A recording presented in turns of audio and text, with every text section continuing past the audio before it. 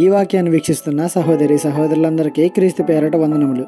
ఈరోజు వాక్యం ద్వారా దేవుడు మనతో చెప్తున్న మాట, నీ ఎదుట నేను పాపము చేయకుండానట్లు నా హృదయంలో నీ వాక్యము ఉంచుకొని ఉన్నాను. కీర్తనల గ్రంథము 119:11.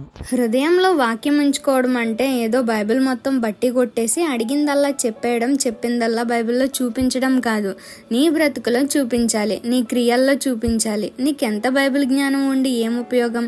దానిని నువ్వు నీ జీవితంలో కనపరచలేనప్పుడు, నువ్వేదైనా తప్పు చేస్తుంటే నీ మనస్సాక్షి వాక్యాన్ని చూపించి గద్దించాలి. తప్పుడు నిర్ణయాలు తీసుకుంటే నీకు వాక్యం గుర్తొచ్చి ఆ ఆలోచనలను విరమించుకోవాలి. పాపానికి సంబంధించిన మాట అయినా క్రియ అయినా చేయాలనిపించినప్పుడు నీకు వాక్యం గుర్తు రావాలి. నిన్ను నువ్వు సమర్థించుకునేలా వాక్యాలు వెతుక్కోవడం కాదు, నీ తప్పులను తప్పులుగా నీకు తెలియజేసే వాక్యాలు నీకు గుర్తుకు రావాలి. అది హృదయంలో వాక్యాలను ఉంచుకోవడం అంటే. రెఫరెన్సులతో సహా వాక్యాలను చెప్పేయడం చాలా సులభం, కానీ హృదయంలో వాటిని దాచుకోవడం చాలా కష్టం. అయినా ప్రయత్నిద్దాం, దేవుడు సహాయం చేస్తాడు. ఈ చిన్న సువార్త పరిచర్యలో మీ సహోదరులు. God bless you. ఆమేన్.